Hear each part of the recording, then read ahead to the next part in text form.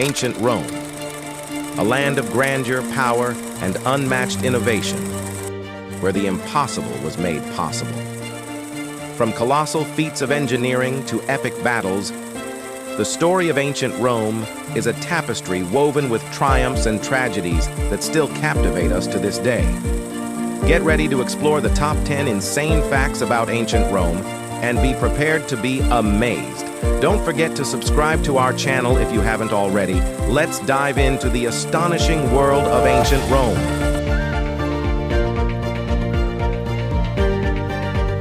The Romans had lots of ways to kill criminals and prisoners. They could be beheaded, thrown from a height, or forced to take part in gladiatorial games and spectacles. The worst form of execution was saved for those who committed the ultimate crime, patricide. Anyone found guilty of patricide was first blindfolded because they were seen as no longer worthy of being in the light. They were then marched out of town and directly to the nearest large body of water. Once there, they were beaten with rods to within an inch of their lives. They were then bound and thrown into a large leather sack along with a snake, dog, ape, and rooster.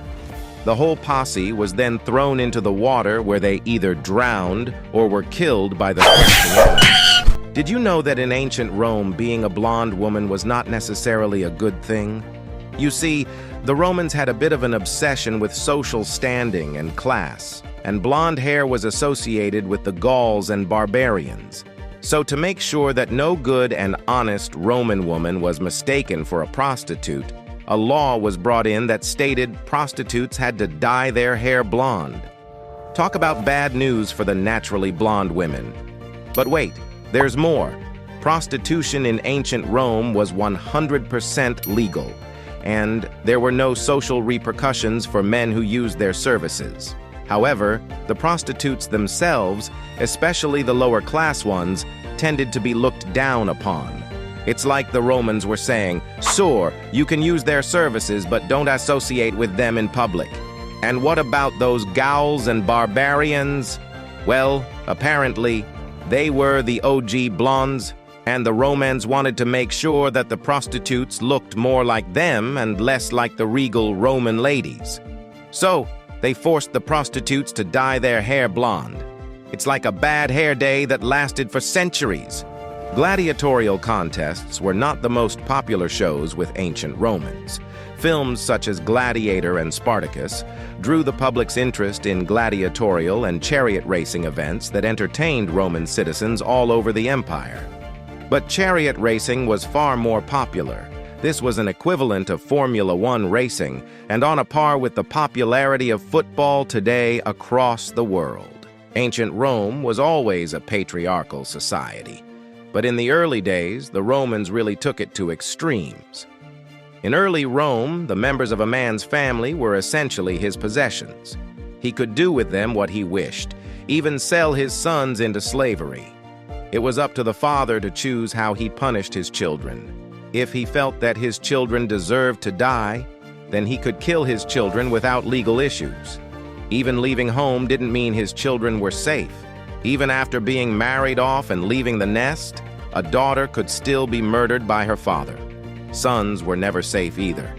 They only became truly independent after being sold 3 times or after their father had died. Did you know that the ancient Romans were pioneers in the field of public sanitation? They built some of the world's earliest sewage systems, and their public toilets were not just for relieving oneself, but also for socializing. However, with all the hustle and bustle of these busy public toilets, there was a lot of waste to be dealt with. So, the Romans had to get pretty inventive in getting rid of it. Enter the Cloaca Maxima, the ingenious sewage system that collected most of the citizenry's sewage in Rome. But that's not all. The system also collected urine, which was sold as a chemical used in laundry and tanning leather thanks to its ammonia content. Believe it or not, urine became such a valuable commodity that Emperor Vespasian, 69-79 AD, even began taxing it. When his son, Titus, complained of the disgusting way his father was making his coin, Vespasian had a witty response. He handed his son a gold coin and asked him to smell it, to check if it stinks. When Titus replied in the negative, Vespasian said, "Yet it comes from urine." Ancient Rome was home to over 140 communal public toilets. These were not private spaces, but rather places where people socialized while they did their business. But before you get too envious, let me tell you, these public toilets were not exactly the most hygienic places. Archaeologists have found plenty of evidence to suggest that these toilets were biohazards waiting to happen. They were crawling with parasites like roundworms, fleas, lice, and cockroaches. And, if that wasn't bad enough, these toilets predated toilet paper by a couple of millennia. Each public toilet housed only one solitary sponge on a stick, known as a tersorium.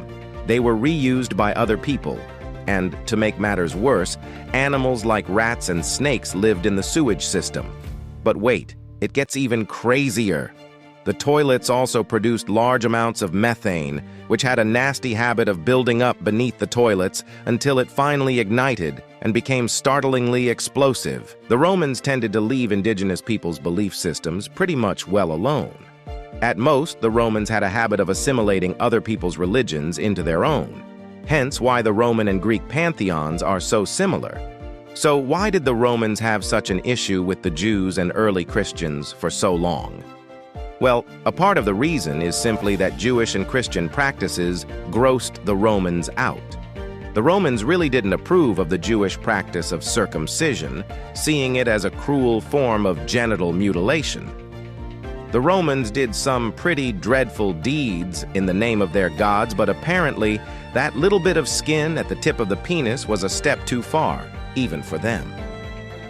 Christians, on the other hand, were first seen as cannibalistic blood cultists. The Romans didn't get the metaphor and took the flesh of Christ and blood of Christ parts of the Holy Communion a little too seriously. The third wife of Emperor Claudius, Valeria Messalina, was a nymphomaniac. According to Roman historians, she once decided to compete with a professional prostitute. The women were to confirm who would be able to hold more lovers in one night. It is said that Messalina, who made love with 150 men, was to win. Interestingly, this disgraceful act did not lead the empress to her death. She poured out the scales of bitterness by concluding a formal wedding with Senator Gaius Silius in 48 CE. The emperor eventually sentenced her to death. Roman physicians believed that consuming certain body parts of gladiators could cure various ailments, including epilepsy, and the most popular parts were their blood and livers. But wait, it gets even weirder. When the gladiator games were eventually banned after 400 AD, the Romans had to find an alternative source for their medicinal needs and began using the blood of executed criminals instead. Can you imagine that? But it doesn't end there. The obsession with gladiator parts extended beyond medicine and into the realm of beauty treatments and even the bedroom. Yes, you heard it right, gladiators' dead skin cells, scraped up from their baths, were used in face creams and as aphrodisiacs. Did you know that the majority of free Romans were not allowed to wear the color purple? The reason behind this is that in Roman society, purple was a color that only high-ranking officials, like the emperor, were allowed to wear. This is because purple dye was super expensive to make. It was sourced from a place called Phoenicia, and to make enough dye for just one toga, 10,000 mollusks had to be crushed. That's why pound for pound, purple dye was worth almost the same as gold. The ban on wearing purple togas was a part of the Roman law that stopped lower-class Romans from showing off their wealth. In the Roman class system, people had to stay in their place, and only the rich could show off their money.